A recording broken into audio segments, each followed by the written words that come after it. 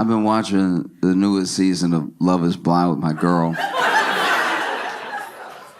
This is the thing about that show, right? I think the show is, in theory, a good idea, right? What if by chance we got out of our own way, right? Because most of dating is swipes now. Like a good portion of how people meet is dwarfed. Online dwarfs every other version of meeting. Like meeting at a bar, meeting at work, all that stuff like that. Meeting online is way, way bigger. So a big part of how we feel about each other and how we feel about ourselves when it comes to dating is completely and totally dictated by bots. I know we don't think it's bots, but it is. Like, most of these platforms are flooded with bots because if they can keep you on the platform, they keep your money, right? So better to have a couple bots entertain you and waste your time for a little bit so you think that something's going somewhere while maybe you work it out with a real person or maybe not. But either way, we've got your money. It's like a gym membership, right? You ever try to cancel a gym membership? I remember I had a gym membership. That's one of the few things that seems obscure that like Biden was trying to get on that I was really excited about. Because the Biden administration was basically like, anything that took your credit card for you to start the membership should be just as easy to get out of, just as easy to opt out of, right? Because there are some things that aren't. There were a lot of gyms back in the day where you could go up there and sign up that day, all right? And then be like, okay, I'm a member of this gym and I'll buy 5 months outright because you're doing 2 months free or whatever. So I'll be a member for 7 months. That's most of the year. I gotta get sexy by then. And so you do this like 5-month fee and maybe you do it in one lump sum or maybe they keep charging your card every month at some discount or whatever. But then at month 6, you're like, it's not working. I keep coming once a week and pushing 3 things and nothing is changing. I don't think I'm gonna get sexy on the right timeline.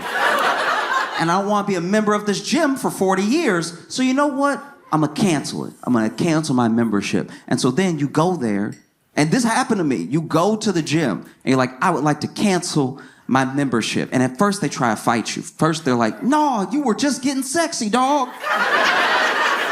We all noticed it. There was one day we were changing the towels and we're like, damn, I remember when he came in January. It's March. What a difference. And I'm like, I'm flattered, but I don't feel very sexy. And the scale says I weigh the same. So I'd like to cancel my membership. And they're like, dang, dog, I'm sorry to hear that. I really am. You know, we love having you around and everything. And like, you know, it's just your presence lights this place up. You know what I mean? Like, you know what I mean? Like, we see you, dog. We see you when you struggling, when you struggling to do that, like clean and snatch. You know what I mean? When you got the bar here and you trying to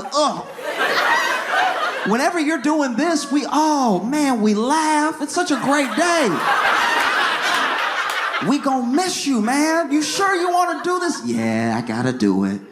I gotta end my membership. And they're like, okay. All right. Well, it's a shame because you can't end your membership here. And I'm like, what? Like, yeah, we don't do that here. I'm like, what do you mean? This is where I came to start my membership. This is where I exercised my membership. How can I not end my membership? No, there's a whole process and everything, you know. So basically, you gotta write a letter saying like how you're not sexy and stuff, and then you gotta mail that letter. Okay, you gotta mail that letter to our headquarters. Our headquarters will then let us know. And also, you can't just mail it to the headquarters. You also have to call in and be like, guys, I don't want to be sexy anymore. And then you have to call before your letter gets to the headquarters, because if it gets there first, it sort of invalidates your call. So you have to make sure you call, and it's best to call while the person at HR at headquarters is holding your letter. I know you won't have any idea when that is, but try. Just call a lot, call consistently until maybe you call and they're holding it and they're like, oh, is this you? Yes, it's me. I would like to never be sexy. And so then And so then what they'll do is they'll call us, and we still won't cancel it. We'll just know that you're a quitter. And so then after they call us, we will call the department, which is a third party that actually handles our memberships, and tell them to take you off of the mailing list, just the mailing list. But eventually, once you've been off the mailing list for long enough, we'll stop charging your card.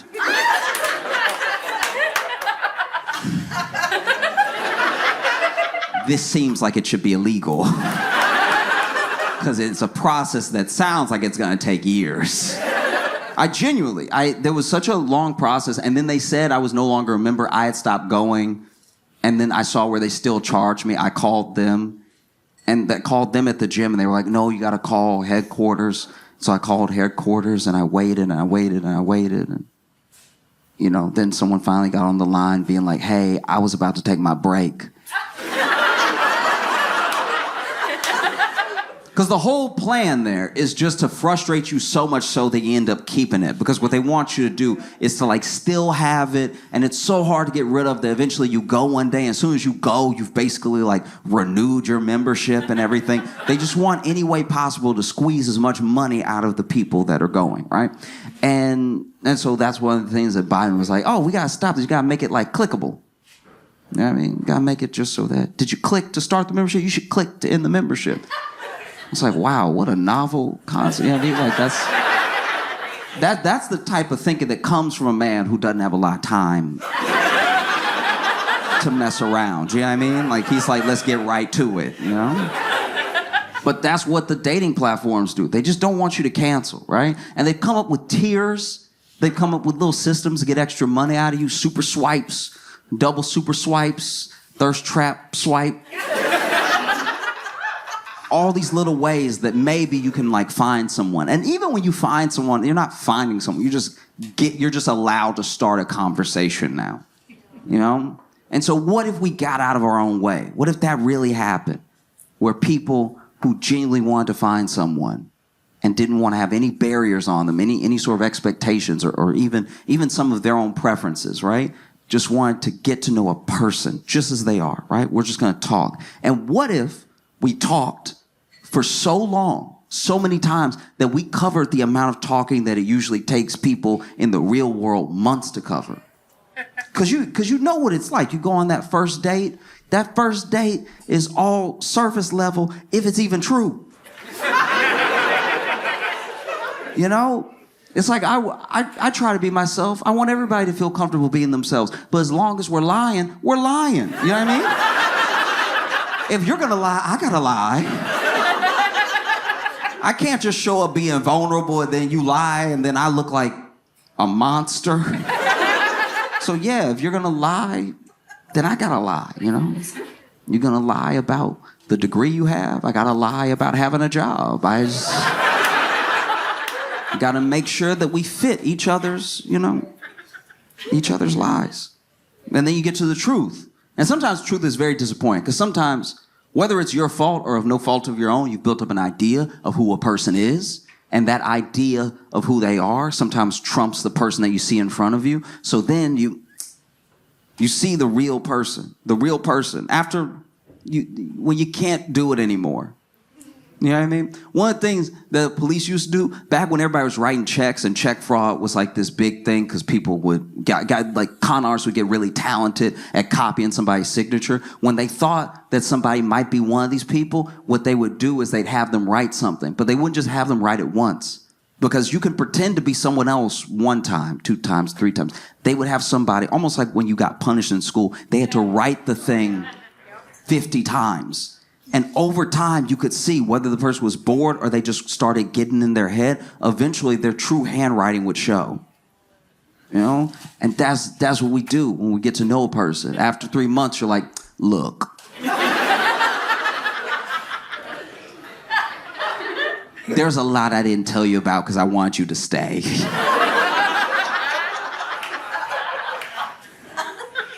You ever been dating somebody and then 2 months and you're like, who is this person? It's like, no, this person is the person. I don't know. Sorry, you aren't dating who you thought.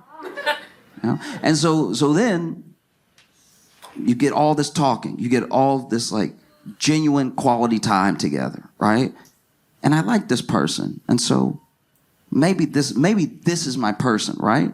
And how long would it take if all we did was talk, if all we did was really get to know each other? How long would it really take for us to fall in love with a person? Probably as long as production allows, you know what I mean? But like, but still, you see these people on this show, and within 9 days of being on the show and being in the pods, they're talking about I love you to this person that they've never seen, that they've never met, but they've talked so much. And a part of you thinks this person's dumb, this person's crazy. I don't think they are.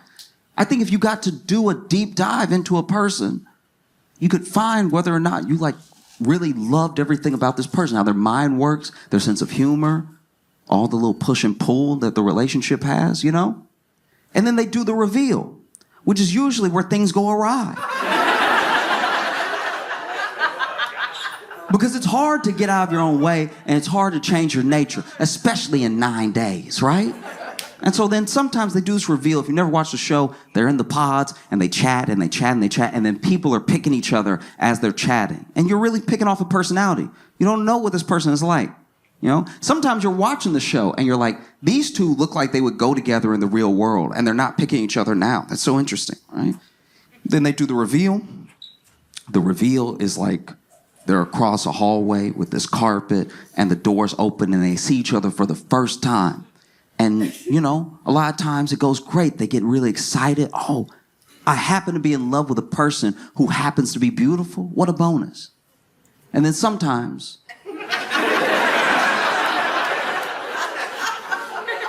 you can tell, you can see it on the person that they're like, ooh.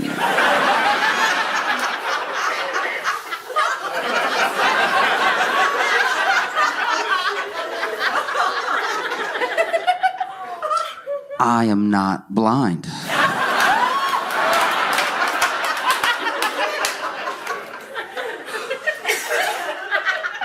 Because you got to understand, whether you've watched the show or not, it must be a lot. It must be a lot to like have someone talking to you the way that they talk to each other. They are talking to each other the way that we imagine our great-grandparents talk to each other. Like before devices got involved, right? When you really had to miss someone. And you really got to know them. And you didn't even know that many people. You know? Your great-great-grandparents might have only known 200 people in life. And they pick one of those people. So you're not even doing the same comparison stuff we do. We're spoiled for choice. Or at least the illusion of choice. Because we're like, no, I could get anybody. It's what you think, because then you match with them and you're like, damn, okay. You know? And it's tough because dudes are the ones that fall for bots the most. We really are. Like, we get botted hard. Our friends will tell us it's a bot, and we'll be like, maybe.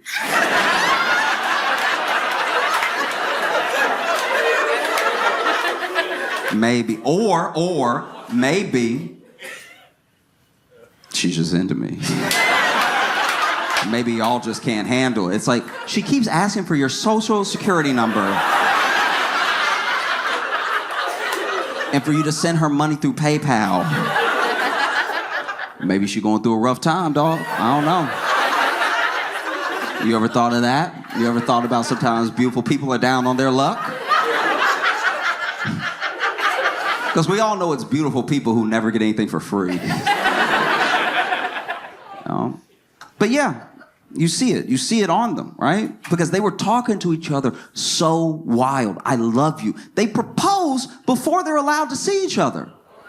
You know what I mean? They propose in the pods. You propose to this idea of a person, someone that you think that you could love for the rest of your life, right?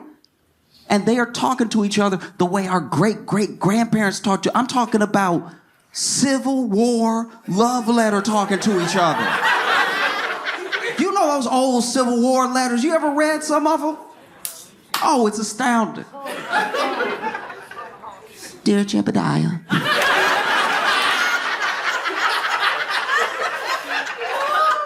I miss you terribly. And I can't wait to once again feel the brush of your long beard upon my face. I hope and pray for the day that I see you on the horizon and know that you are home for good. Love, Magnolia. Like, they were just... They used to be named after flowers back then for no reason. There's a bunch of roses and magnolias and tulips and stuff. And sometimes, I've read some of these letters and I've watched documentaries about, people that they've honed in on that we know the most about and everything. Sometimes those letters got nasty. Every once in a while, those letters... My dearest Magnolia.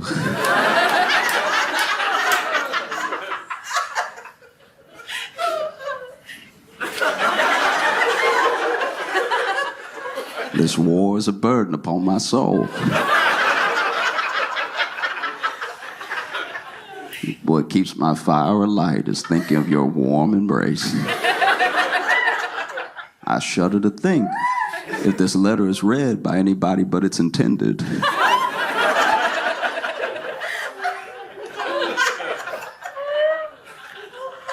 But know that your beloved keeps your handkerchief close by at all times.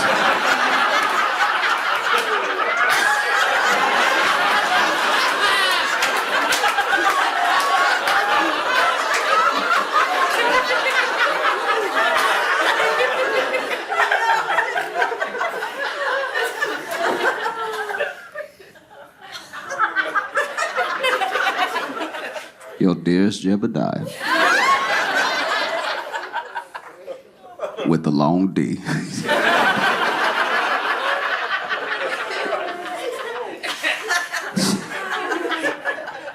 No, it's tough because they've said so many things to each other in these pods. They seem to mean them, right?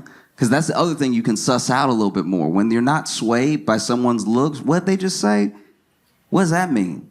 And you can really talk the thing out, whatever it is, right? And they see each other, and sometimes it goes well, sometimes it doesn't. Sometimes this engagement falls apart right after, soon after. Sometimes they, say no. I can't marry you, right? Watching this season, I don't know. Everything I'm saying applies to the entirety of the idea. So it's not about any one person or group or season. It's just like that idea, like what happens if we get out of our own way, But it's also hard because this is my thing about that show, is that by and large, every season of it I've seen, they are picking pretty good-looking people.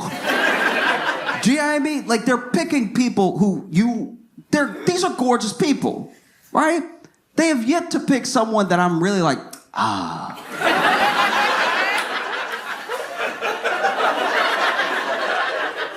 Is nobody gonna tell them? Do you know what I mean?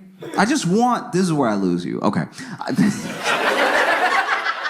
I just want there to be like one season, because what happens is, and they've like done whole survey studies, they've interviewed people who've studied relationships, have talked about this stuff for a very long time, right? I'm not just saying, oh, trust me, it's science. I'm saying, like, you can look it up for yourself. When it comes to like long-term relationships, right? Relationships that are supposed to last to the end of your life, let's say you get married in your 30s, right? That they found that like women are, by and large, better partners to have, right? And it's because of the things that nurture a relationship are the things that women are usually the ones doing, right? Not saying there aren't great boyfriends and husbands out there. I'm just saying that like usually what upholds and keeps a relationship going is like some of the action, some of the planning, some of the thinking of the women in those relationships, okay? And this isn't to paint anyone as an angel either. I know relationships end for all sorts of reasons. It's just that like we all have our preferences, right? Every single one of us. And I don't necessarily think that that's a bad thing, We all have our you might want the person that you end up with, no matter who you date, no matter who you love, to at least have like a head. That would be nice. A head would be nice. I'm just throwing it out there. I'm not trying to... You would assume they have a head. And then as long as they have a head, there might be things that you like about the face on that head. And then you pick and you pick and you pick and you find the people, whatever. But just sometimes whenever people are in a noble pursuit, how they get there is not always questioned because the pursuit is noble, right? And so because so many people are trying to find their forever person, the ways in which that they are shallow sometimes don't get addressed as much because the overall pursuit is noble, right? It's much easier to come down on someone who's just like hardcore participating in like hookup culture for being shallow because we can just cast away the whole idea as trashy, right? But when someone's looking for like long-term love and they're being shallow, it's just kind of harder to call them out because they're looking for their forever person anyway, right? So it's just one season of Love is Blind. I would just love if they do the regular show. You can even pick all the good-looking people that you want. That's fine. Just pick all good-looking people. And I want good dudes, by the way. Real good dudes. Like good dudes where you do the research. He volunteers and he donates to the charities and he taking care of somebody sick. Really good dudes, right? But then when they do the reveal, right? And the doors open and they're standing across from each other, I just want every single one, every one of those dudes to be short. That would be great. That would be fire. That would be so good. And I don't mean short as in like 5'8". I don't mean regular height, but calling them short because your friends are tall. I'm talking about cartoonishly short. I want these dudes, I'm talking about the 4'11s of the world. I want these dudes to be so excited and so little that when they're running to their bride, they really gotta do that step. You know what I'm talking about? You know when somebody real short, they need the extra steps, and so he... And she just... And they meet up in the middle, and they propose before they get to see each other. Sometimes they propose again as soon as they meet each other, right? You know, they propose, and since the beginning of the show, she's been saying, I just want to find love. Okay. Found him. He go to propose. He ain't got a kneel.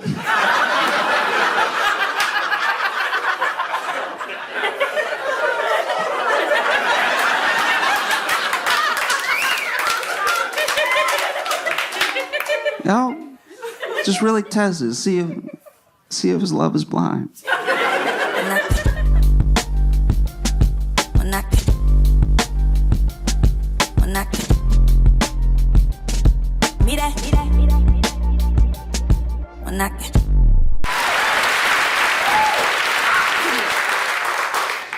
I read this week that Harvey Weinstein got rushed to the hospital from prison after a heart episode, maybe a heart attack or something like that. And as soon as I read it, I was like, rushed?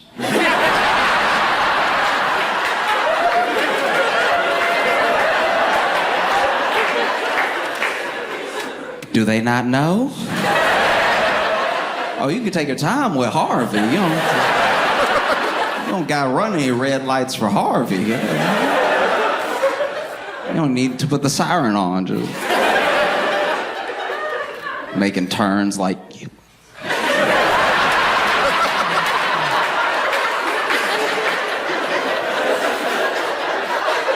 That's gotta be tough. You driving Harvey Weinstein's ambulance.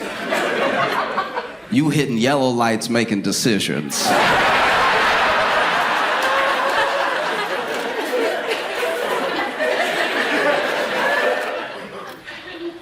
Turns a little bit yellow, we wouldn't have made it.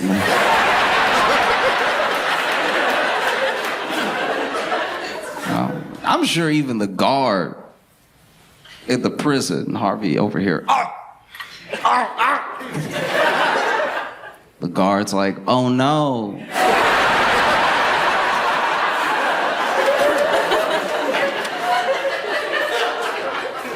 Don't. That's a tough one too, because like I was thinking about it, because I was thinking about it from as many angles as possible, because it's not just he's the person and it's part of the headline, but there are lots of people around him in this situation. You got to think about the people at the hospital. You know, you go to the ER, got a real bad headache.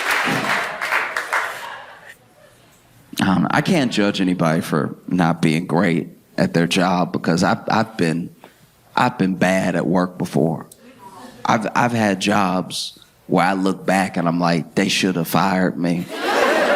You know what I mean? Like I have a good attitude at work, so people, you know, they're like, oh, he's pleasant, so they let me keep coming in. But there were times, okay. I worked for a very, very short period of time at this like storage unit place. They only gave me a couple hours because I was terrible, right? But I would be late, and I would be so late that you know that level of late where you know you need an excuse? And it has to be good. It has to be great. Like you're so late that now, first 10 minutes of late, you can blame traffic, right? Next 10 minutes of late, now you gotta blame kids, a sick pet. You know what I mean? Something. After 30, someone has to be dead. After 30, you have to be brave for showing up. You know what I mean? You have to win them over again and be like, hey, look, you know, my whole family. But I care so much about this job that I was like, let me go ahead and do those 7.5 hours because I wanted to make sure I helped out the company. You know what I mean? And the problem with death is that you can really only use it once a year. Because if everybody die every time you late, you look like bad luck. You know what I mean? Like you look like you're really going through it, right? Because after 30, that's when you have to decide, did somebody die or am I too sick to come in? Because your boss, your manager is already gonna be mad because this is a call you should have made 30 minutes before you were late, if not sooner than that. But now that you're this late, now you have to call and basically try to pretend to throw up on the phone, right? At 30 minutes late, you gotta call and be like, hey, I'm so sorry. I know I'm already late and I love my job so much. I love my job like you wouldn't believe, you know what I mean? Like I had a dream last night I was on time. I had a dream that I was on time working because you know how I love to work there, right? Like, you know, and I was doing my job, I was moving the boxes and everything, and it felt good to be there with y'all, my coworkers, and my boss who I'm calling right now, who I know is too good of a person to hold this against me. You know I love it here. Now, there was one time I was so late.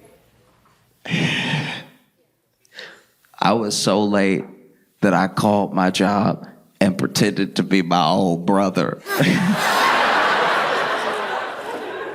It was like, oh, Josh wanted me to call you, and I forgot. He actually told me to call you 2.5 hours ago, the exact amount of time that the manual says that he has to let you know that he can't come in by if he doesn't want to get written up. I meant to call at that time for him, but I forgot. That's my bad. His brother, not him, right? And I just basically called to tell you, he died.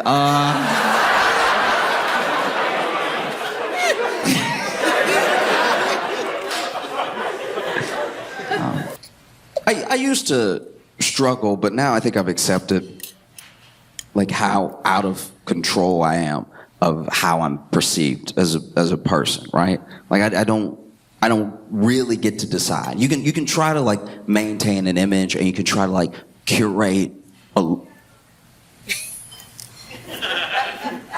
way that people might see you, but you can't actually control it, right? And one like optic I've never been able to fully control is like giving off like hardcore man. You know what I mean? Like just like, oh, that's a man right there, right? Because a lot of like masculinity, a lot of just general male identity is all the way down to optics.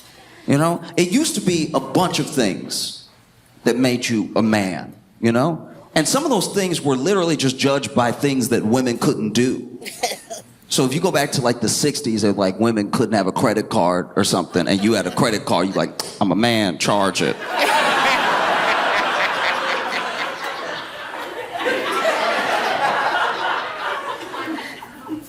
But as women made more strides and the need for a man became less in like women's lives, the whole of what it meant to seem like or be a man started to narrow, and it's narrowed down now to the point of like aesthetics, like just general optics, right? And I know I don't give those off.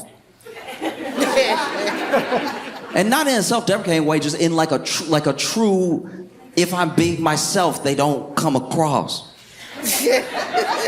Like I was on a date and I could tell I didn't come off as like that man for her because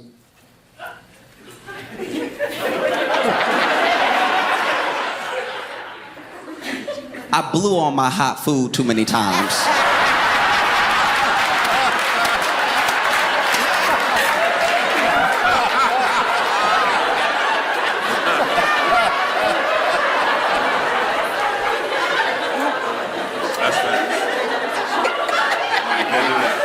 From the time you're a child, your parents tell you to blow on that food because it's hot. You don't want to burn your mouth, right?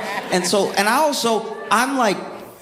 I decided a long time ago that I was as close to done as possible to doing like dumb stuff just to look like a man. I was either gonna like be a man in that moment or I wasn't. I was just gonna be honest with myself. I wasn't gonna take a hot bite and then juggle it in the back of my throat. Take a piping hot bite of lasagna and then...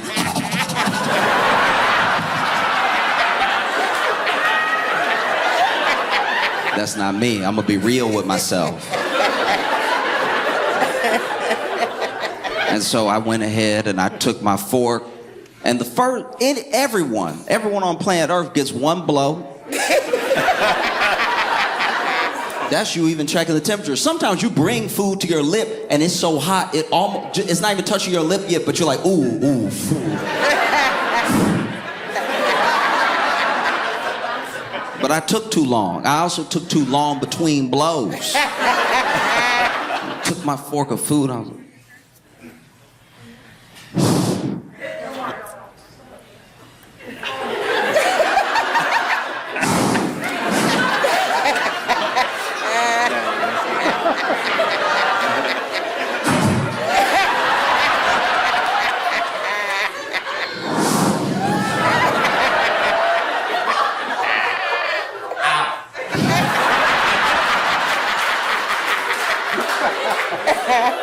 it doesn't hit right, you know what I mean?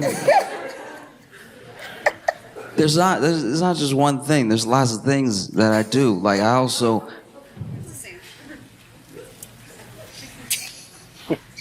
It doesn't seem very manly, but I use a lot of napkins. And I don't mean like I have a handkerchief that I keep in a suit that's like somebody crying, I can be like, don't do that. You know what I mean? Like, I'm talking about I have Wendy's napkins in my back pocket.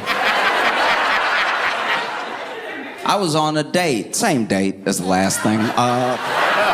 This happened right after, where, you know, because I blow my food so hard sometimes, depending on the food, and if it's saucy, it'll splash, right? And so, it's one thing if you have a little something here or, you know, here, but if you blow the food so hard that it splashes up a little bit and you got a little food on your nose or your cheek and you start to look like a toddler, that's also unacceptable. Hence, I keep the napkins on me because I blow my food. I'm not giving it up, right? But she was like, oh, you have a little something right here. And so then I grabbed a napkin and I was like, that wasn't the manliest way to do it. You know what I mean? Like, I should have grabbed the napkin and smeared it. You know what I mean? Just like, did I get it? I don't care. You know what I mean? That would have been more manly. Because it is just, you know, it's a part of self-acceptance. Just know there's certain things that you do. I'm not saying you can't change them, but like, I'm not gonna be myself and then wonder why people don't think I'm someone else. Do you know what I mean? So if you get a good sense of yourself, you understand why you come off the way that you come off, right? Like, I think there's 2 times where you cannot help, no matter what you try to project, you cannot help but be yourself. The 2 times are when you laugh and when you are scared, right? Because when you laugh, sometimes you don't even want to laugh. You know? Like you, sir. No, I'm just... Sometimes when you laugh, you don't even want to laugh, but it just escapes you because it's so funny. Like when a kid falls.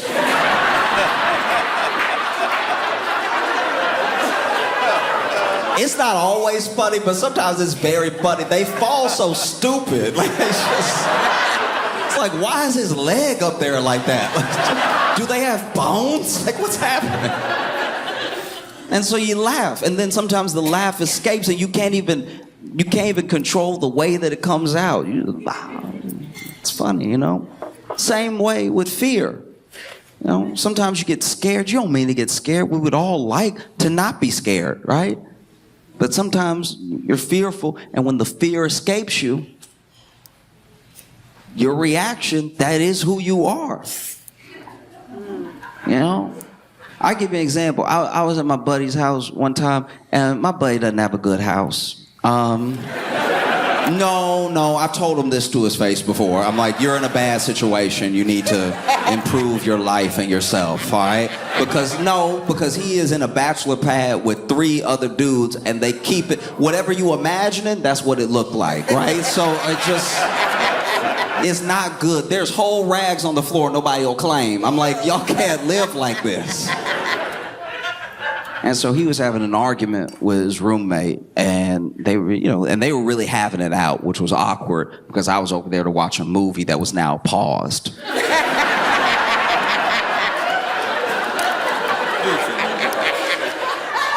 So this doesn't have anything to do with me, but I was just over here. We had already started. We're 30 minutes in. I don't want to go home and then try to find my spot and everything. Let's just watch the movie. But then they over there jawing at each other, and it's getting more and more intense, and it's awkward too because my buddy's sitting here and the roommate is standing up. When I say we're sitting here, we sitting on the floor because he doesn't have furniture. It's not a good house, and so we're sitting on the floor, and so then I'm getting yelled over because he's yelling at him, but then he's standing over us, and so I feel like I'm in trouble too, and I'm like, I just want to watch the movie. Then finally his friend lays down the hammer. I don't remember what he said, but he said those like last words that you say in a fight, and he stormed off and he went to slam the door behind him, right? But because they don't have a good house, right? He went to slam the door, and the door fell off.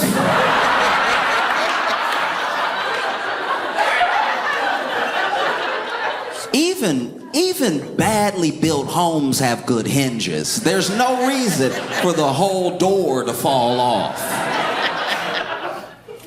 And so this is what happened. I knew he was gonna slam the door because I was looking at him when he was walking away, because I was like, okay, I can unpause it, right? So when he slammed the door, that was a loud noise that I saw coming, right? Boom. That's fine. Doesn't scare me. But I had turned my head and I had hit play, and the door, the way the hinges decided to give out was incrementally, right?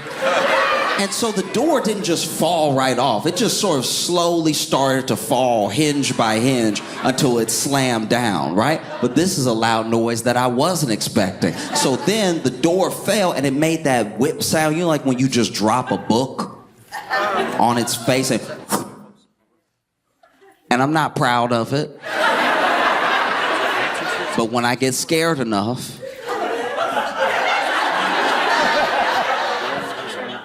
I grab my chest with an open hand. And this is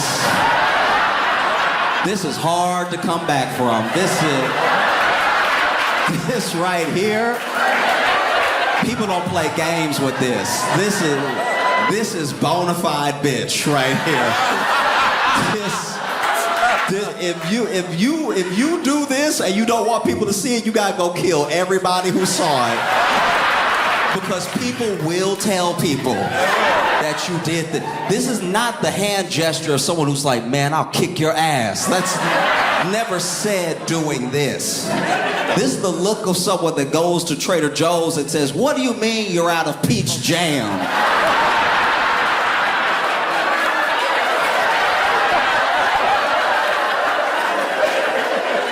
This is a never in my days gesture. This is a my word, my Lord gesture. This ain't what you do when the ops start shooting. This is...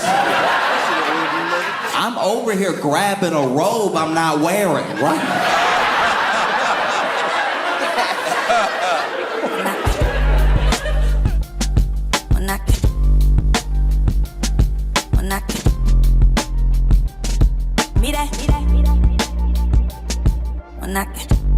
Milwaukee, make some noise for your headliner, Josh Johnson.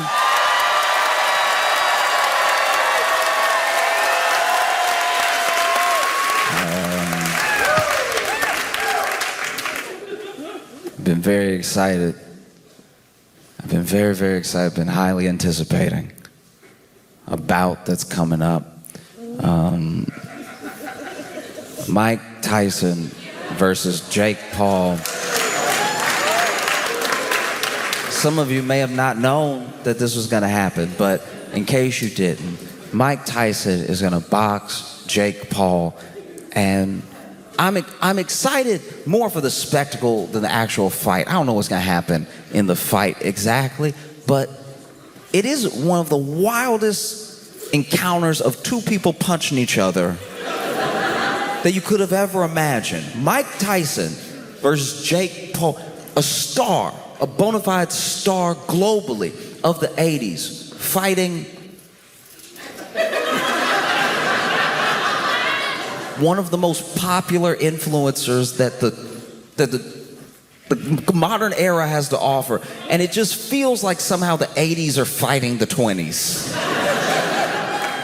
Do you know what I mean? Like, Mike Tyson versus Jake Paul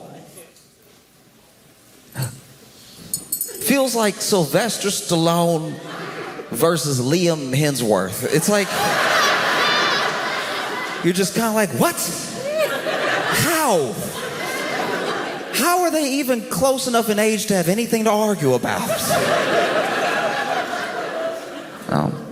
This is crazy. If you don't know Mike Tyson, I know that some people are too young to have like really watched him fight. I'm too young to have like remembered those fights live. Some of them I wasn't even around for, but I watched the tape and it's devastating.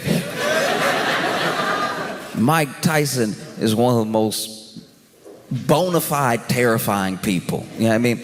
Some of the things that Mike Tyson would just say, I'd be like, oh, to even think it, you must be willing to do it. Do you know, like there was a press conference one time where Mike Tyson was sitting there and he's like, this thing, I don't think these guys understand. I'm not here to just box. I'm not here to fight or anything. I'm trying to take their health.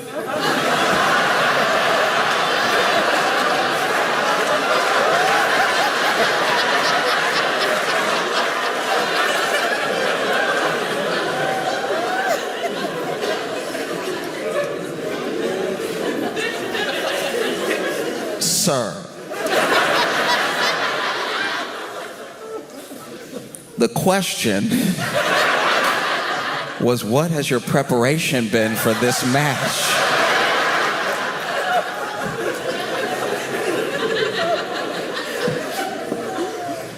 Mike Tyson he's like an embodiment of like everything like fierce, violent, and dangerous in one person that also very much loves birds.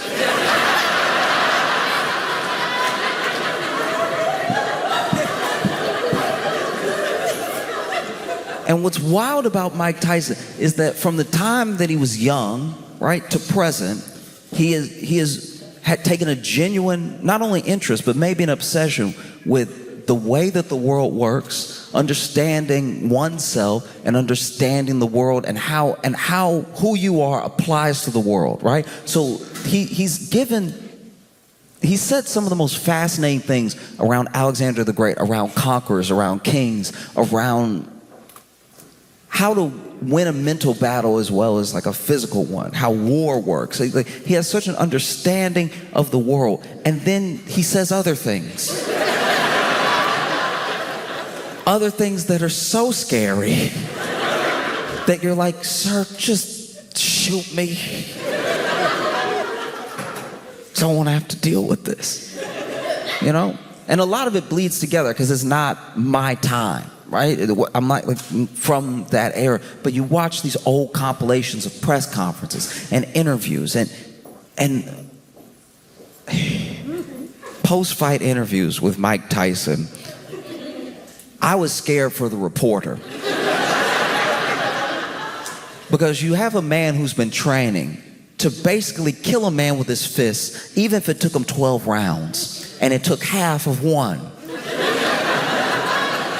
So by the time you interview him, he's still got a lot of energy.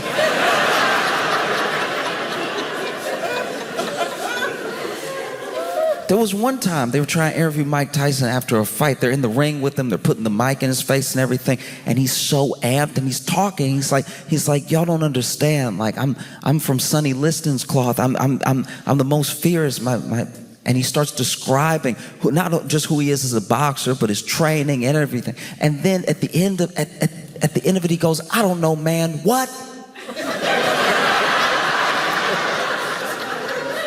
And I think if I had been the reporter, I'd also be like, nothing. I didn't say anything. Don't worry about me.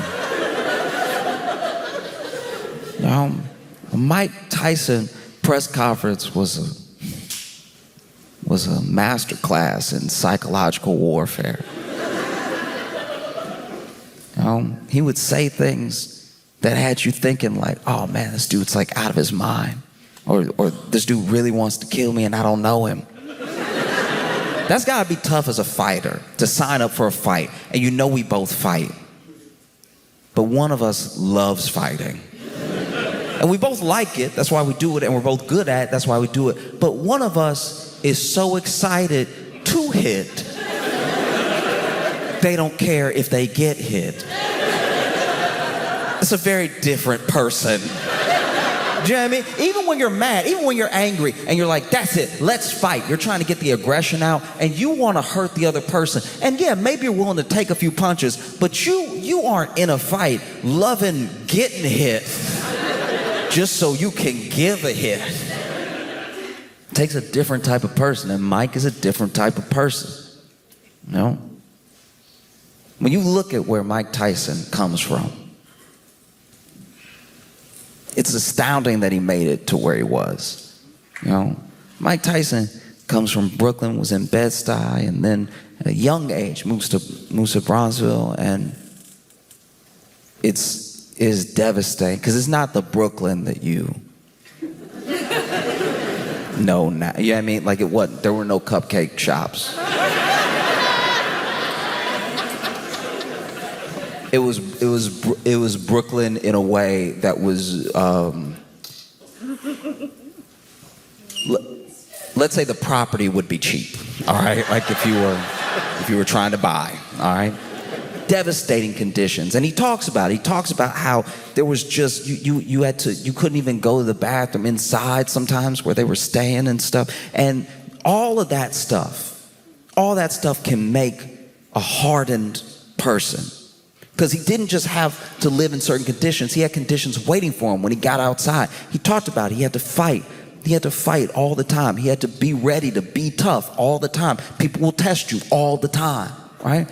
He talked about his first fight. Because like I said, Mike Tyson loves birds. It's truly one of the sweetest things about him. It's one of the things that like gives you a glimpse into the humanity of a person that's only known as being this fierce beast, right? Loving these birds, being gentle with them, caring for them, spending time with them, you know? Really taking care of them. And when he was a kid, there was a kid who took his bird. And he was like, give it back, give it back, give it back. And give it back, I think give it back genuinely in the way that a kid is asking you earnestly from the bottom of their heart. No, no, no, no, no, no, please, please, please, please give it back, right? And that kid killed that bird in front of him. And then Mike Tyson, I'm assuming, killed that kid because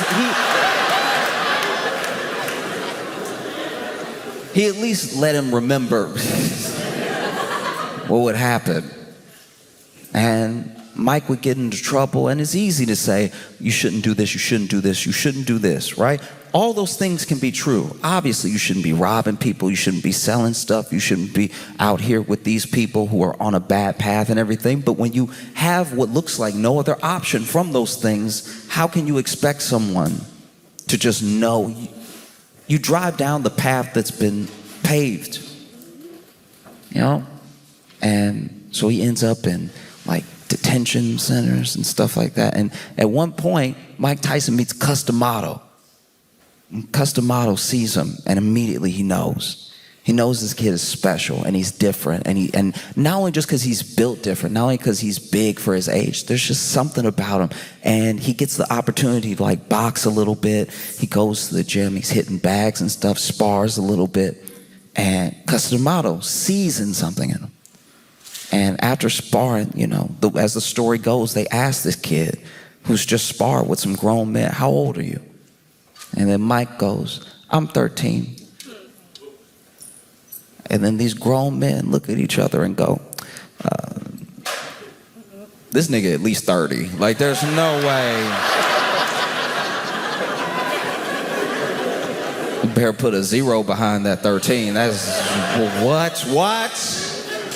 13. And Customato, to my knowledge, actually adopts Mike Tyson. Takes him into his home, right? Not just to train him, but to care for him, to love him. You know? Because all of this energy, all this fierce potential can really go somewhere if you nurture it, right?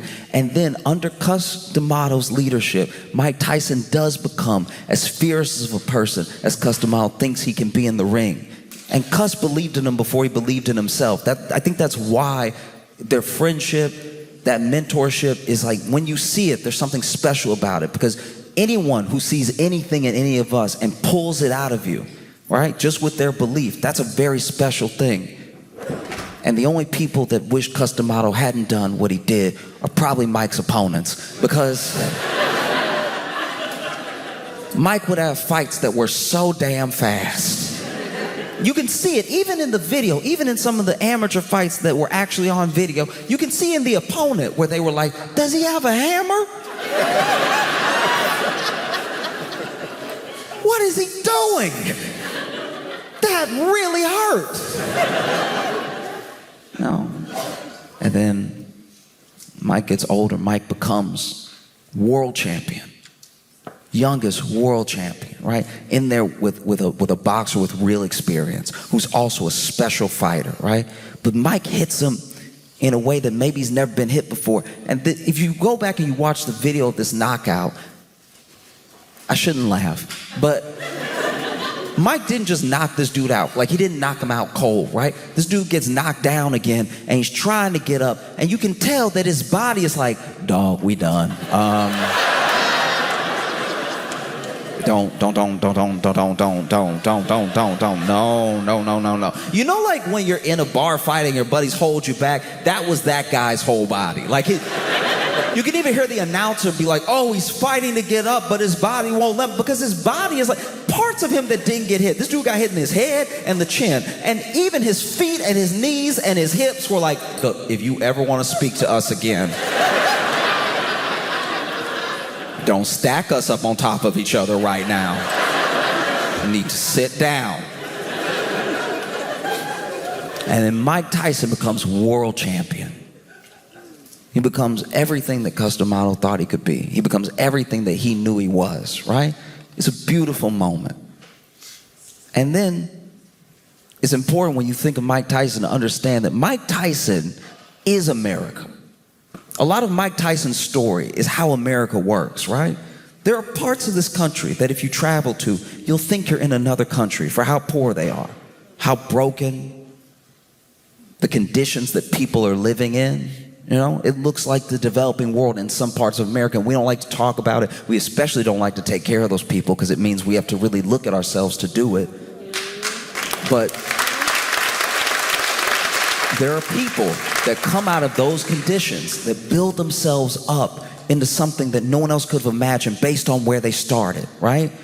Mike Tyson is just like America. Mike Tyson is fierce, fearsome, you know, incredibly violent. People in other countries look at America the way that we look at Mike Tyson. Genuinely, if you travel, and I mean really travel, I'm not talking about just go to the tourist spots and the places that are popular to go. If you really travel and you know world history and you go to a place and you ask them about America, right? A country that we've attacked before, you know? They look at us like we have a tattoo on our face.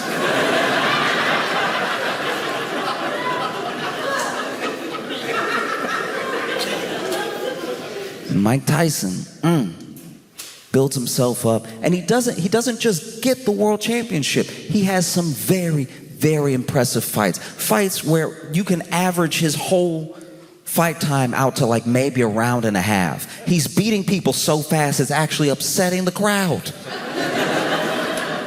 I know people who paid a lot of money to go to a Mike Tyson fight and went in the bathroom at the wrong time. Sit there the whole fight card holding it, and then you're like, oh, he's only walking out, I got a second. And then from the bathroom you hear, oh. You're like, oh no. I mean, then Mike goes down a downward spiral. He loses Customato.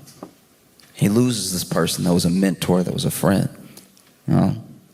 And he tries to find his way, but he's still very young. People forget how young he was when he was Mike, when he was Iron Mike, and he was fearless and he was undefeated, and starts, you know, getting lost in it. And he'll tell you that. He's talked about that. He got lost, right? Goes to jail at one point. Like, this dude is on a dark path, you know? And even, I mean, this is attributed to Mike Tyson. I don't know if he actually said it like this, but he was like, I was a baby. And you gave me millions of dollars to punch people in the face. And you didn't think this was gonna go off the rails somehow? Like, you didn't think that this was a bad idea, maybe? No. That's who's fighting. This guy who's relentless, you know? So much fear. Imagine you're in the ring with Mike Tyson and he won't stop staring. Just the face-off, just watching the face-off, you would see it in his eyes. He's like, I would very much like to hurt someone today. And legally, it's you.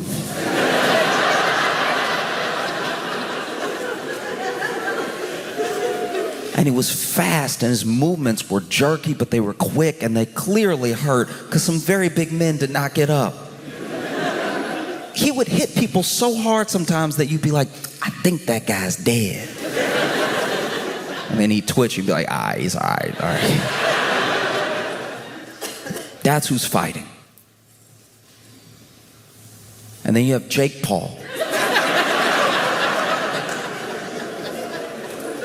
One thing people need to understand about Jake Paul, if you don't, he's very much, we are in Jake Paul's time. Whether we like it when I say that or not, he's having his Mike Tyson moments right now. World famous around the world. People tune in from around the world. They watch his fights, they watch his YouTube videos. This dude is a true bona fide star, right? And we can argue about if he's as popular as Mike was back then and why the internet is different, but he is very popular. You know, and he loved boxing. He feels like boxing saved him. That's something similar that he has with Mike, because this kid, he got a camera from his dad, him and his brother, when they were young, and it was to film themselves while they were doing football so that they could improve, right? Which I don't know how that works. I don't play enough football. Like if I did that and tried to tape myself playing football to improve, I think I would just be like, this is where I got hit. And this is when I hit the ground. I think that's all I did. I don't know if, was that right? Is that how you do it? And so him and his brother start making videos, like little YouTube videos, whatever. They're putting them online. They're getting some looks every now and again. But then Vine came out. And if you don't know what Vine is like TikTok granddaddy.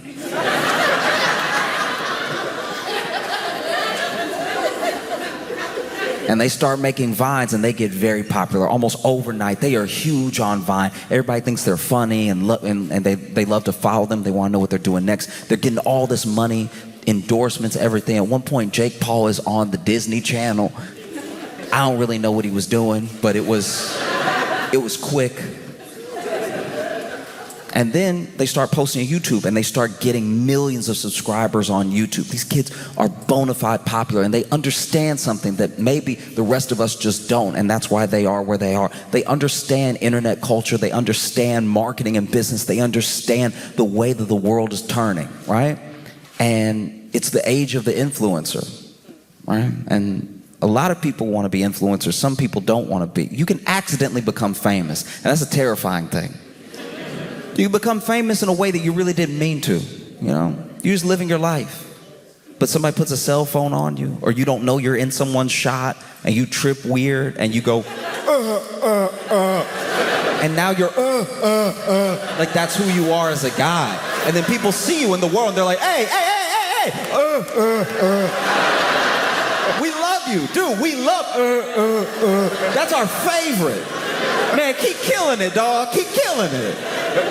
But before you know it, just one thing, just one meme, just one moment catapults you to this level of fame that no person can be prepared for. Whether you're Mike Tyson in the 80s or you're Jake Paul now, people don't understand that like fame that you weren't even trying to get can mess with your mind, right? And so Jake Paul was on a dark path as well. He was probably headed for a bad place, and then he started boxing and he loved it. And boxing to a degree saved him. And so he's out here boxing, you know? And at first he starts fighting like YouTubers, like fellow YouTubers, because that garners attention. Because sometimes you see two people who don't like each other and you're like, man, it would be kind of funny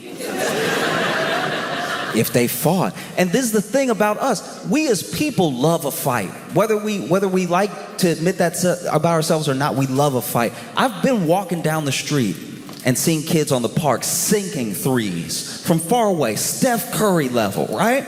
And I'm like impressed, and I maybe watch him do two more, and then I'm like, he's getting it in. He'll be fine. But if I see a fight in the park, I stop. Because I'm wondering, you know? But no, we're in this age where I think people sometimes want to be famous more than they want to do something. You know, and that's where you get some of these things, some of these imitators of Jake Paul, of Logan Paul and stuff like that. There was a kid whose story, like, it blew my mind. Basically, there was this kid doing these pranks, and they were like barely pranks. It was just being obnoxious. It was just being like horrible to people and messing with people to try to get a reaction out of them. Because not only are we the new like influencers, everyone, all of us, all the time, it could happen to any one of us, but because of how people become influencers, because of how people get popular, they are our paparazzi now.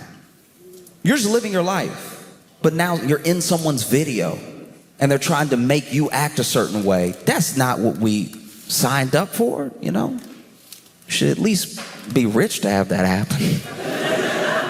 And so this kid was making this video and he was messing with this guy in the mall and he was following him around. And he was just like, not just being annoying. He seemed like to also be intimidating him a little bit. And he was really following him, trying to get him to answer some question or something. And finally, this little guy, he's like a very small guy, and he did not look well, right? He finally goes, stop. And then he pulled out a gun and shot him. And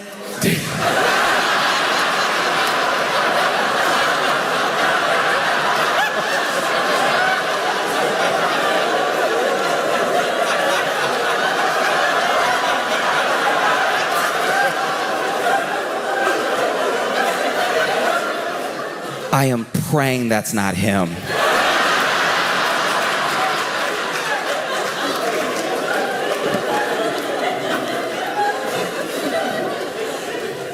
This dude pulls out a gun and he shot him. There's this loud bang in the mall and people start screaming and running and everything. But from the vantage point of like the person who, because he posted it himself, the kid, the influencer who was making the prank video, posts the thing and he's coming at him and the guy's like, stop, stop, stop, bang. And then as soon as you hear the bang, this kid, the prankster goes, oh! And to be fair, there's no cool way to get shot.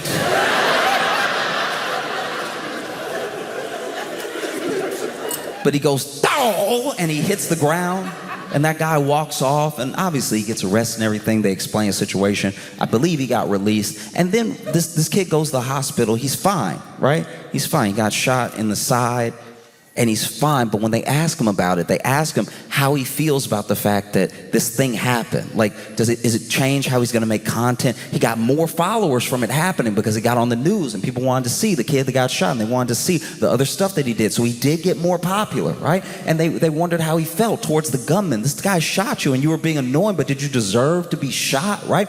And then this kid sitting in his hospital bed, his dad, by the way, is furious. His dad is like, there are people saying my son deserved to be shot. My son's just a kid, right? And this kid sitting in his hospital bed, when he's asked these questions, goes, it is what it is, dog. Like,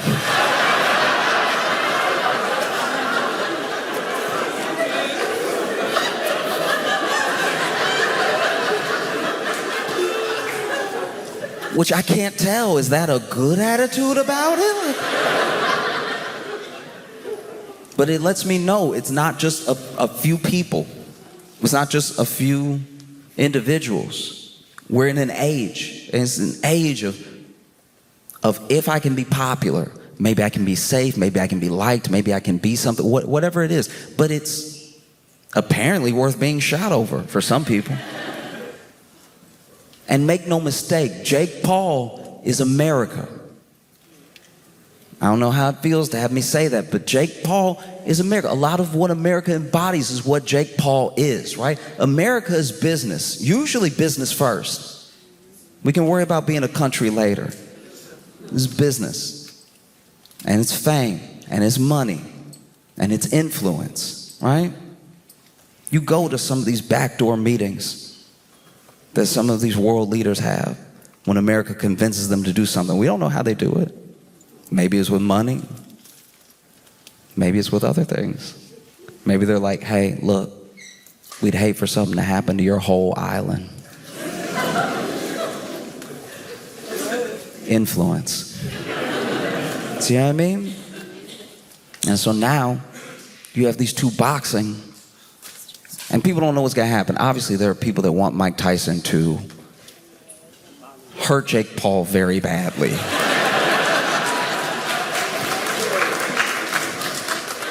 And then there are people who just want to see a fight. They just want to see what it would look like.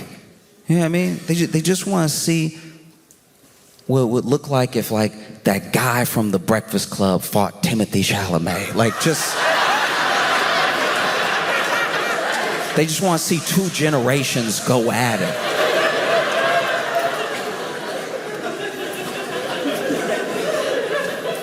You know? Because let's be honest, it's an odd fight. You know, Jake Paul has fought former MMA fighters. He's fought former NBA players. He's fought YouTubers. He's fought one established boxer, maybe two pro boxers that I know of, right? Because I don't know his entire record. But he said that the thing that made him do this, the thing that made him push for it and create it, was he did some ayahuasca. And when he did the ayahuasca, he said he saw himself fighting Mike Tyson. And if I'm being honest, taking ayahuasca and seeing yourself fighting Mike Tyson sounds like something Mike Tyson would say doing ayahuasca. Like, I could more clearly see Mike Tyson doing ayahuasca, and he's like, I saw myself fighting Jake Paul. I don't know, man. I had to think to myself, you know, if I did ayahuasca and I saw myself fighting Mike Tyson, I'd probably have to sit back and be like, maybe heroin's the answer. Like, I don't know. This ayahuasca is not it for me. No, thank you. You know? And so, as soon as he had that vision, though, he put it into motion. And that's the marketer, that's the businessman, that's the promoter in Jake Paul. He saw this thing and he had to create it. That's also America, by the way. You go to other countries and you're like, oh, I have this big dream of doing this thing. A lot of countries are set in their ways, right? America is properly crazy. We'll let you do anything, fundamentally. And so now they have a press conference. They're together, and Jake Paul's very good at being the heel, you know what I mean? But it's hard to be the heel when you're fighting Mike Tyson. Like, people might be booing you, but he's saying truly upsetting things. Mike Tyson was in a press conference one time, and he was like, look, all I want is for his kids to be watching us fight and see me beat them so bad that they're like, Daddy, no.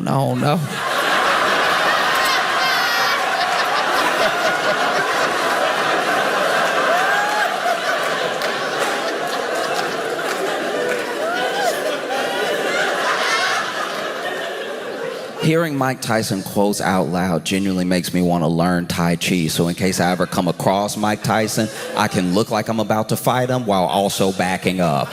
Like,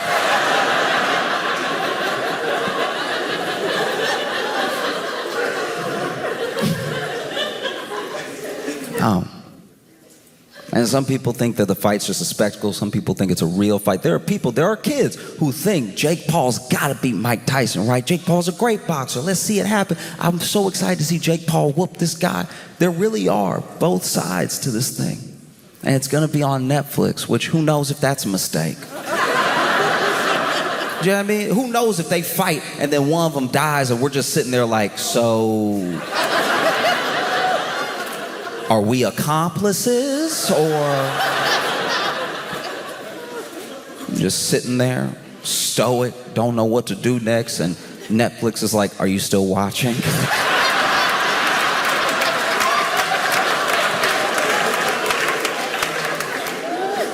Not now, man. You know? And it's a gamble as well. It's a gamble. Is one of the biggest gambles we've seen, because Mike Tyson is, to some degree, putting his legacy on the line. He's one of the most fierce fighters that's ever lived. People talk about Ali and Tyson. When they talk about boxing, they don't really know anything about it. You know those names. And then Jake Paul's putting something on the line, too. It's like, I had this idea, I had this dream of fighting Mike Tyson, and maybe I'm just out of my mind and I'm going to be hurt very badly. And Netflix is putting something on the line, because it's like, will people watch? Will someone die?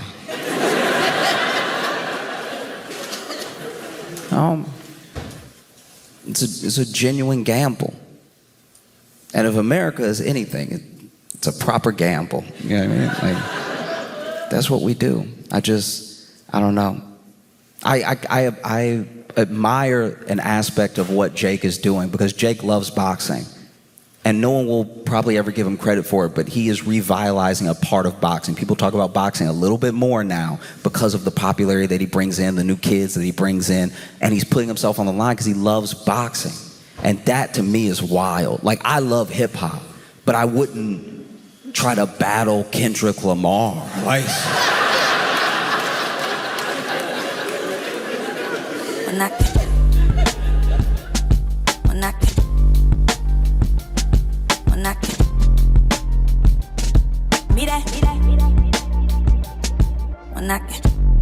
Hey everybody, we're at Helium Comedy Club in Portland, Oregon. Logan went and got a novelty soda for us to try. So we're gonna have some, see what it's like before I go up. Oh, okay. Went with red. That's Okay. Ooh, this blood. This blood. This was either blood or kidneys. or kidneys. This thing. Oh wait, no, this does stink. Bro, my ears ring. Okay, you alright? Make some noise for Josh Johnson!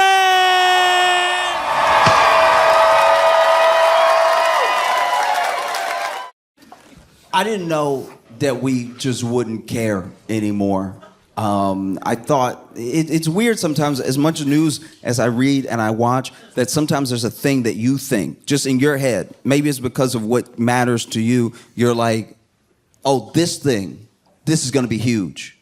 You'll see a thing, whatever it is, and you'll be like, this is the thing that's going to wake people up or freak people out, or no one's going to be able to stop talking about it, right? Different for all of us.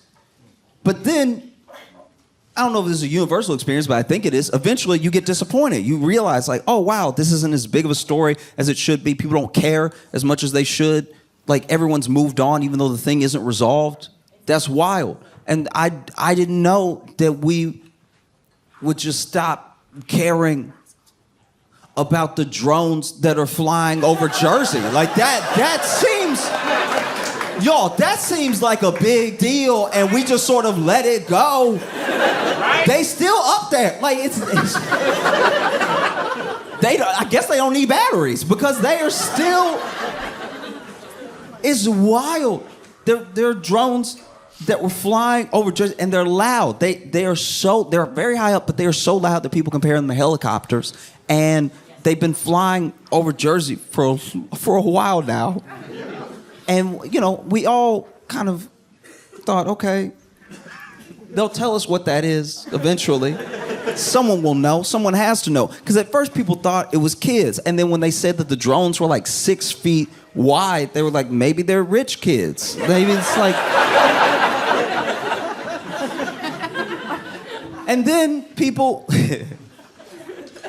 and then people start coming up with theories because it was so loud, it was so disruptive, it's over like residential areas, it was so random and everything that people asked the government. The government came out and they were like, don't worry about it.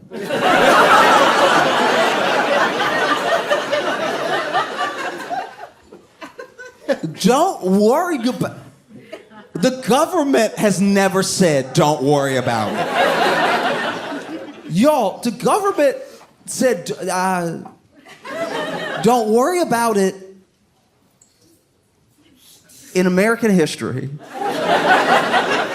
The government, I would honestly tell you to watch at least like one White House press conference, one like hour of C-SPAN. The most asinine, insane, minute questions get asked of the press secretary.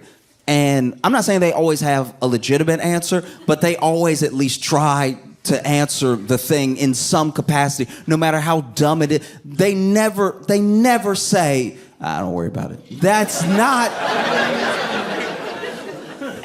never been the tact that the US government has taken. Don't worry about it. We shot a balloon immediately. Remember that balloon that we couldn't tell because none of the pictures looked clear enough if it was a child's balloon or if it was actually a spy balloon? But we shot it, I think, with a missile and said, that was a spy. That looked like China.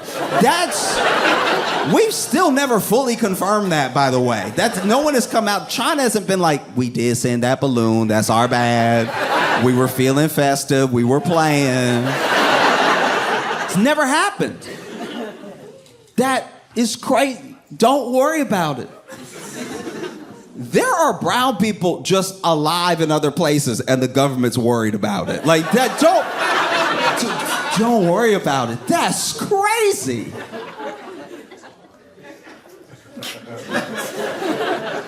So then people started to come up with their own theories, you know?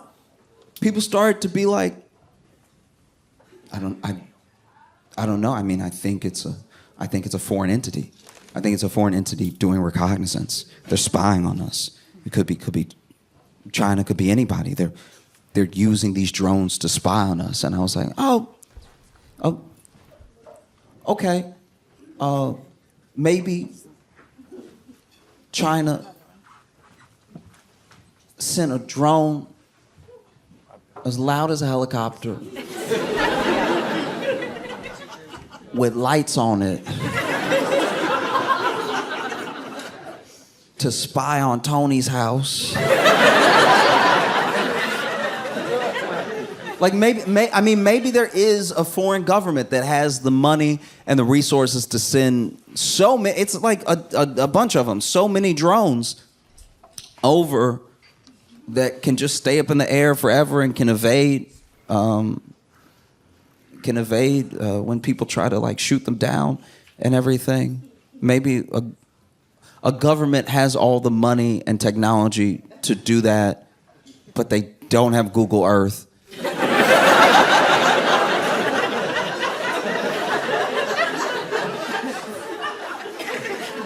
Maybe.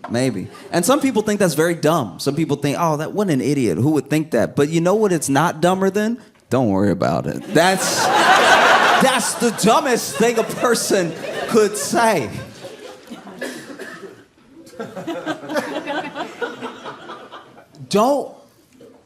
I want to make sure we all understand that. Don't worry about it. Y'all, I am so scared the government is out of money. Don't worry about it. It's the most broke parent thing to say.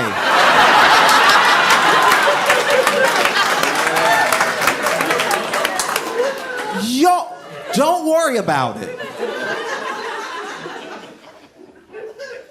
When I was a kid, my dad drove, I think it was a 92 Corsica. And if you don't know what a Corsica is, you're doing great. Don't worry about it. But he drove this 92 Corsica, and the Corsica had a hole in the back on the floor. There was a hole. And one day I just went ahead and said something. I was like, hey, Dad, I know that you drive and I'm back here, so you up there a lot and I'm back here a lot, so you probably didn't know what was... I'm just letting you know what's going on back here because you always up there and I'm always back here. But there is a me-size hole in the floor of the car. So just in case you ever pick me up and then you don't see me and you're like, I swear I just picked him up. Where is he? I probably went through the hole that's in the back of the car because it's a hole. I see the road and we are going fast. Like there's a lot. I thought we were going fast when I looked out the window. When you look through the hole, we're going light speed. Okay? So what are we gonna do about the me-size hole in the back? And he was like, don't worry about it. And I was like, that's because we don't have resources. Okay.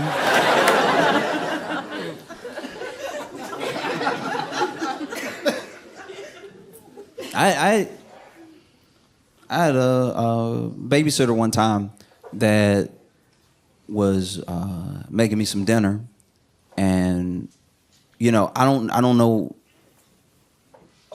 I'm assuming that the babysitter could only cook what we had in the pantry, and I don't know what the ingredients were, but then when I was served the dish. You ever had something where you're like, should this be on a plate or in a bowl?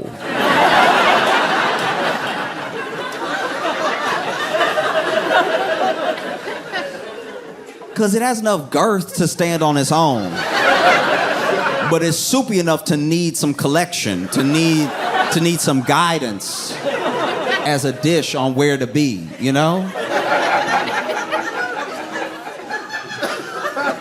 And so I asked my babysitter, I was like,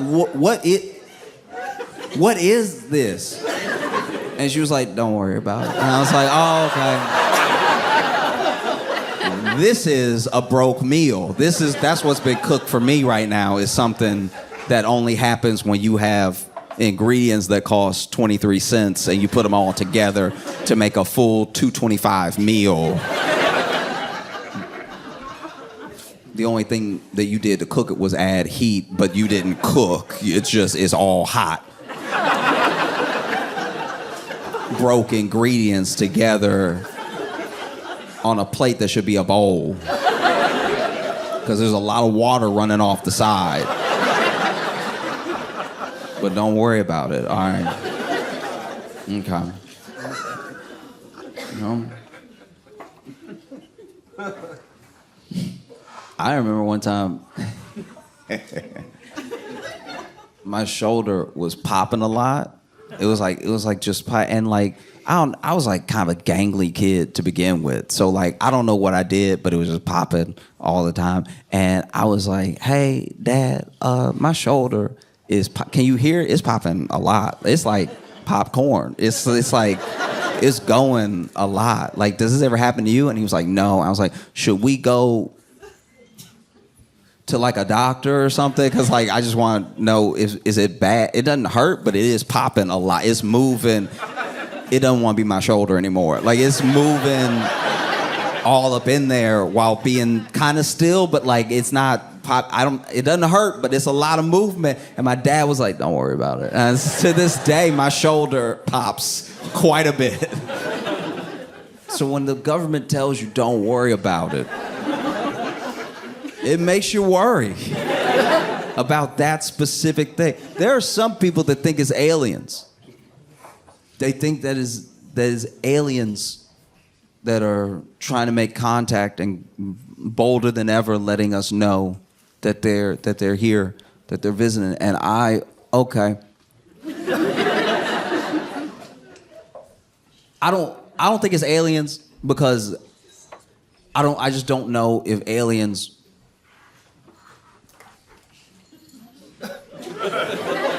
I'm really not being disparaging when I say this. I'm just being honest.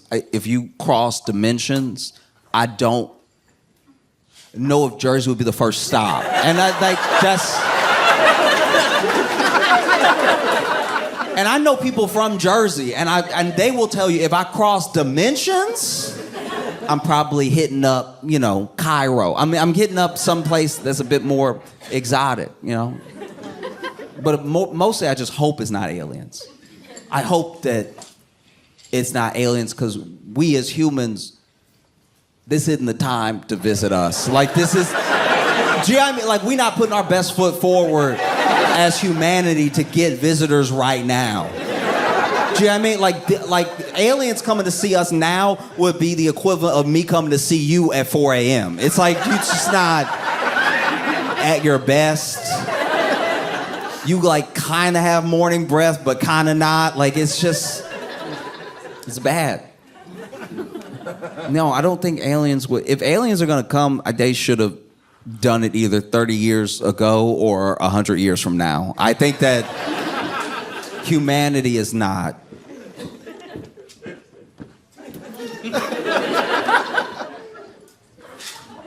We're not good for visiting right now. Yeah, I mean, like it.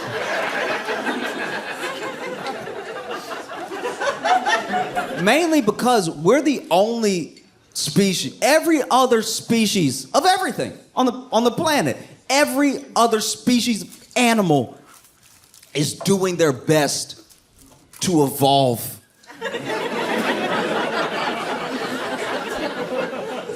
They're trying to go in the direction that forwards the species that, do you know what I mean? That they will still be around.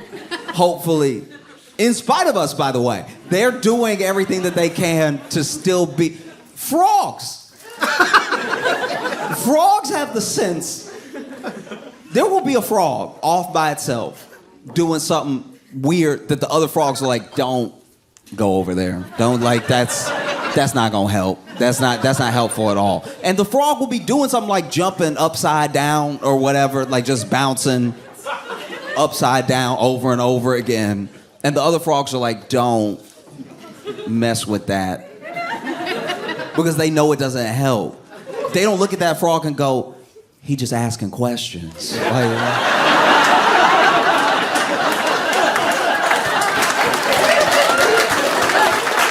Yeah, I mean, like he a free thinker. That's what that is. That's why he jumping upside down. Why y'all all jumping right side up like some sheep frogs? Why don't you start bouncing upside down for no reason? See if that doesn't do something to your mind. No. They're like, that's not gonna be helpful. And let's all just kind of get that out of the gene pool as best as possible. No, we're not serious at all. It's painful. Genuine. And I'm not just talking about like Americans, by the way. Like we're so self-referential sometimes that it's like any critique of humanity sometimes sounds like I'm just critiquing the. I'm talking about people, all of us, planet Earth, all of us. We're not doing the things that would take to make a better world for us. You know, everywhere you go, it's happening. I don't know if you was seen it. It was in Peru. In Peru, there was a drug bust. There was a drug bust where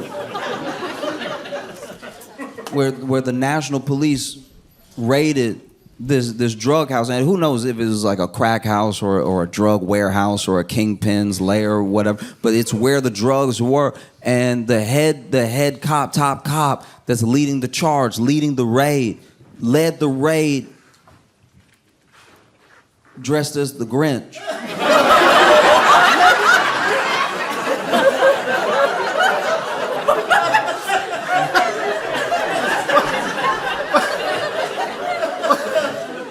That's unfair to everybody in this situation, all right? That's not right. Imagine, you in there. You deal drugs, you cook drugs, whatever, but you putting the drugs in the little baggie. And then you hear a boom, boom. Somebody has knocked down your door. And you look up.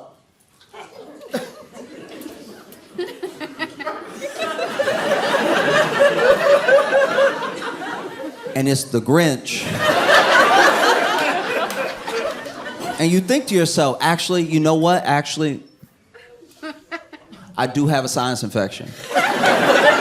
No, I do have a sinus infection. I have a sinus infection, and I've been blowing my nose all day, and I've been like taking the Mucinex and everything, but like I have a sinus infection, and then, you know, my nose has been a little runny too, and then when it's runny, you don't want to gross out your coworkers and everything, and so you do a little, and I must have what we making, because that's the only way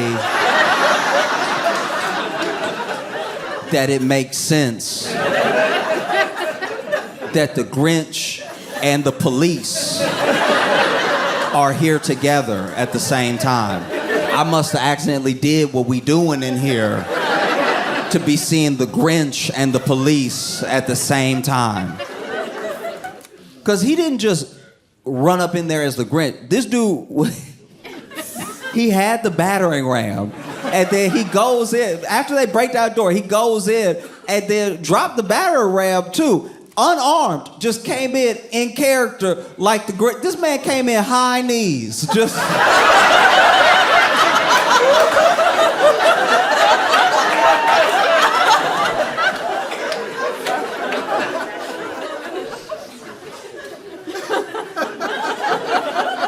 This man came in high kneeing like the Grinch. That's unfair to the police officers doing the raid, because imagine you about to raid this house, right? And you don't know what could be in there. If they got drugs in there, they might got money in there. And if they have money in there, then they probably got some weapons in there to protect that money, protect those drugs from other gang members or just from the police, right? So you are about to risk your life going in. You fit it up. You have the AR-15 and everything. You getting ready to go. But then ahead of you,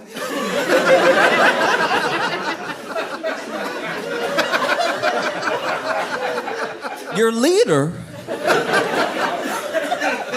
is going in dressed like the Grinch.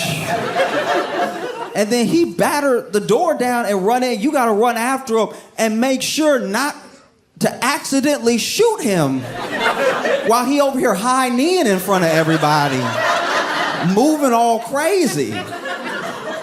Because they did everything like you would normally see in a raid, like get on the ground, everything. But then the Grinch.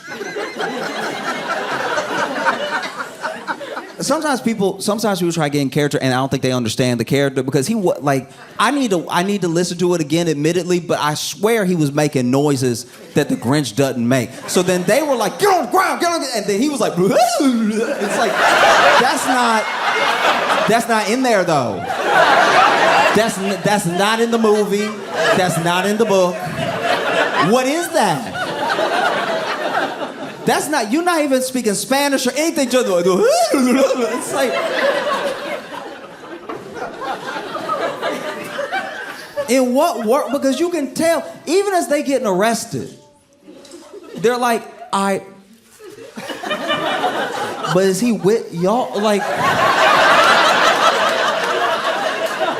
no, I'm getting on the ground. I'm asking though. Like, he's just moving all weird in here. Like, what is that?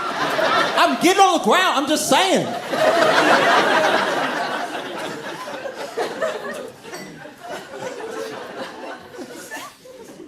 You know, you see a country like Peru. I don't know the drug laws. I don't know the sentences that crimes like that carry, but I can tell you honestly right now that they subjected those people to cruel and unusual punishment because they caught them, right? And then I think the three main ones, they made them take their mug shot with the Grinch. And it's like...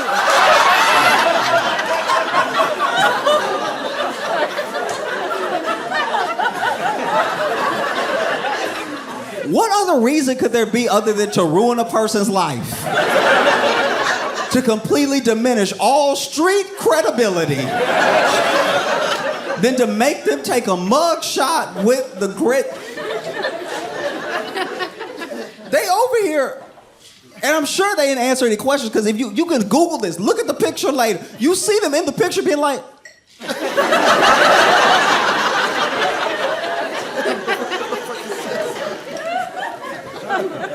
like, why he over here? Like, the police never take a picture with us. It's three of them lined up, holding.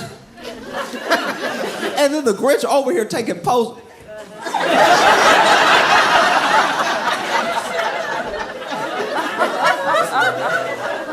Looking all proud. Because it seems very dangerous to like go in there, batter and ram, and run up in there as the Grinch, but maybe it's not. Maybe he knew that if you run up in there as the Grinch, people so confused that they don't fire right away. They literally like...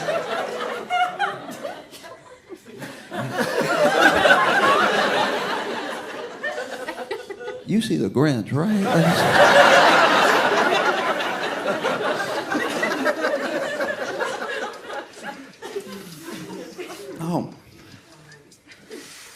No, we're not a serious people.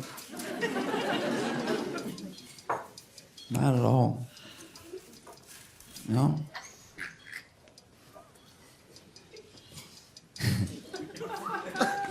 It's okay.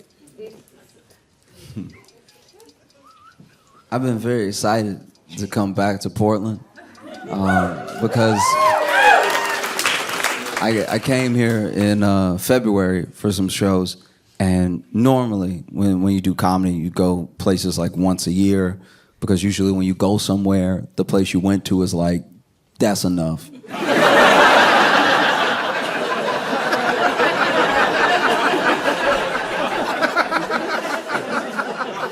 We get it. We get what you do. Give us some time. But I was able to come back, so soon, and I love being here. I love doing shows here and everything. I love coming to Portland because y'all don't wait. You hit people at Portland as soon as they land. Like it's like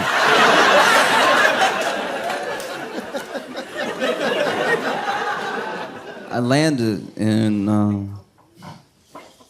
Portland, and my Uber driver to a hotel told me everything. It's the whole backstory. It was a lot. Okay, so top, right? So he basically was in a relationship, then married, and is now divorced from apparently the devil. And so so him and Satan, they still share a child, a cat, and a timeshare.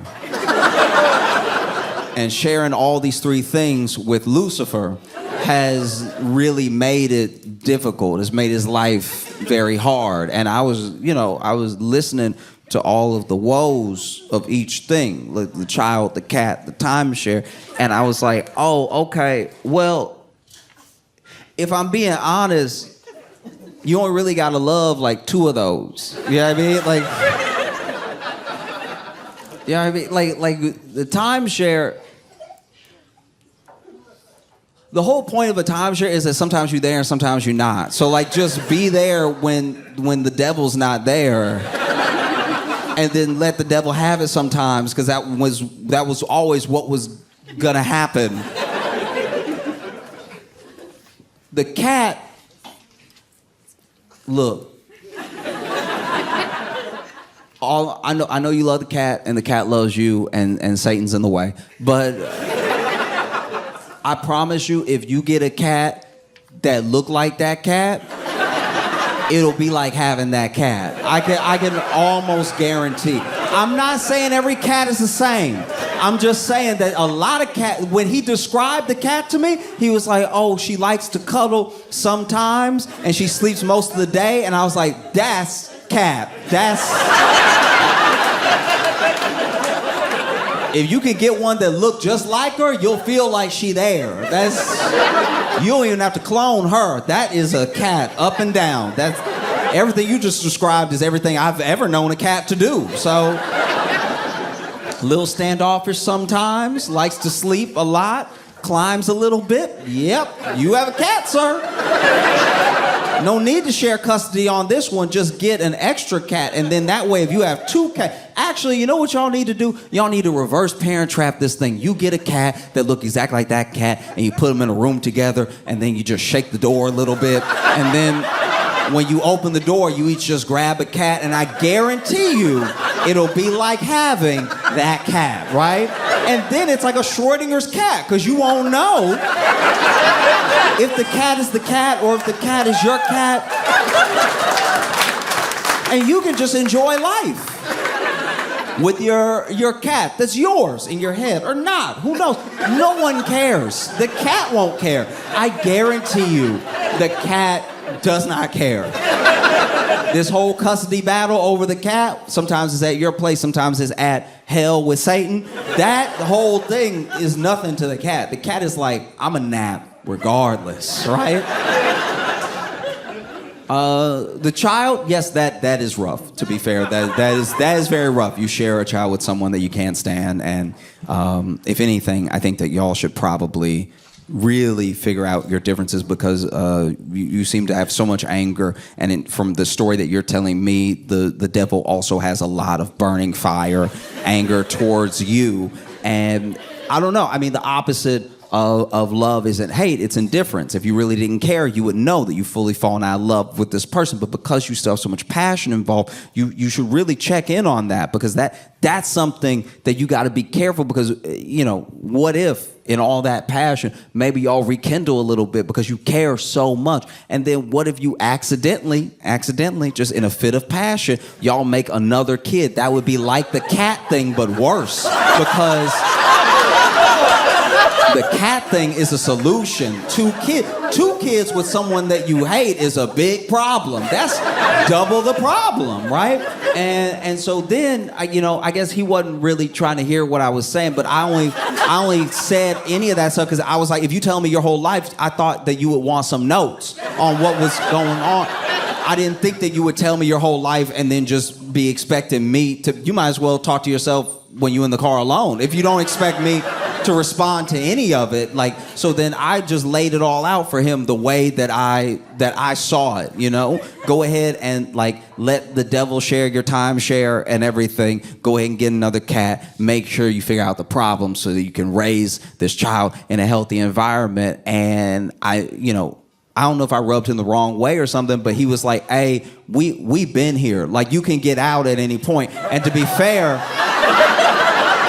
we had been at my destination for like 15 minutes. Like, I was just sort of in the car chopping it up with him because honestly, we got to my hotel during the timeshare portion. So like the cat and the kid was just, I was trying to get my thoughts out real quick, and he was like, yeah, but I do, this is my job, and I'm trying to leave, right? And I was like, all right, but I just thought that maybe it would be helpful, you know?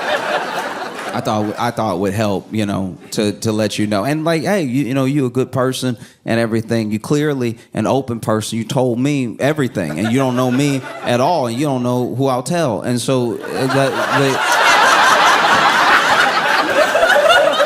the idea that you're so trusting is like both a pro and a con of being in relationships, because it's like you're trusting enough to like pour out your heart to a total stranger, but also sometimes that trust can either be betrayed or misused, which is what it sounds like the devil did to you according to your story and everything. And he was like, I can get your suitcase for you if you need.